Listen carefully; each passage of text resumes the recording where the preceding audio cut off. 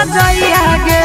जाड़ा में बंजो कन्हैया गे सुतई बड़ाई के रजाइया गे सुतई बड़ाई के रजाइया गे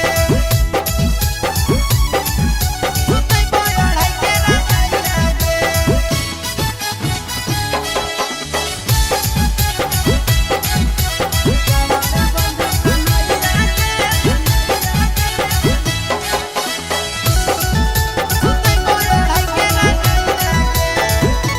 जाड़म बिछाई के पलंग पर तो सकता किया गे छतिया से साटाई के छतिया सुतबै दुलियो रतिया गे आई रे रे रे रे रे रे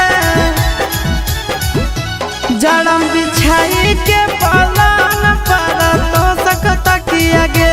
छतिया से साटाई के छतिया सुतबै दुलियो रतिया गे आगे मोइया के अपन तो बनाई दे मोर सासुया गे मोइया के अपन तो बनाई दे मोर सासुया गे जाड़ा में बंजो कन्हैया गे सुतई बड़ाई के रजाइया गे जाड़ा में बंजो कन्हैया गे सुतई बड़ाई के रजाइया गे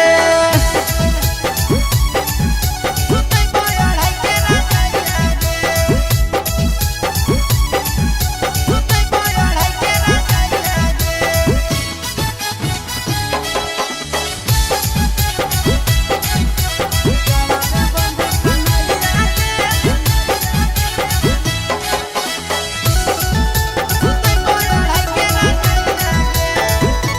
जाड़ा लगता भोरवा में सुतई बोले के कोरवा में नहर में दहिया गरम करबो चुमा लेके ठोरवा में